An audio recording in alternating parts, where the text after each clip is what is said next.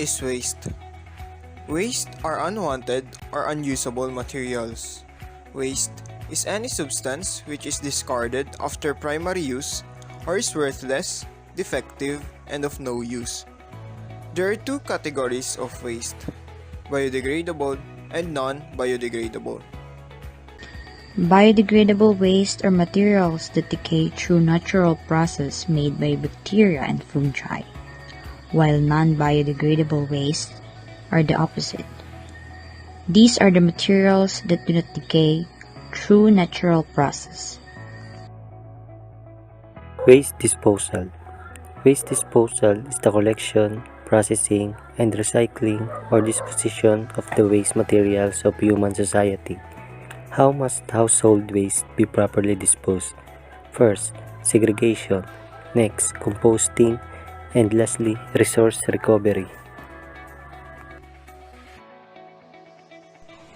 Segregation.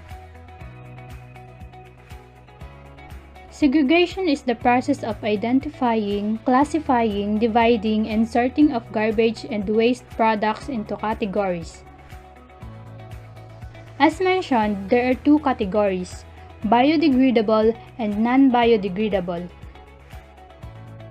Thus, garbage at home should be divided into biodegradable and non-biodegradable categories.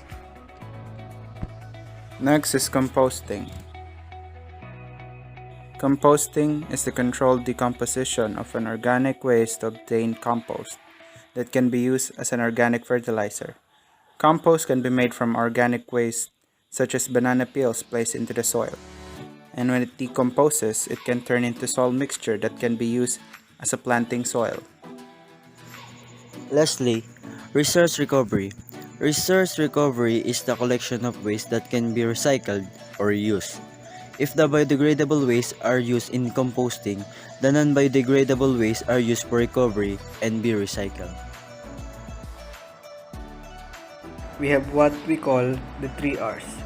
In order to keep as much material out of the landfill as possible, it's important for each of us to do our part. One of the ways to put that plan into action is through the 3 R's of waste management: reduce, reuse, recycle. Reduce. Choosing to use things with care to reduce the amount of waste generated. Avoid and minimize using something that might result to waste. For example, you want to drink water.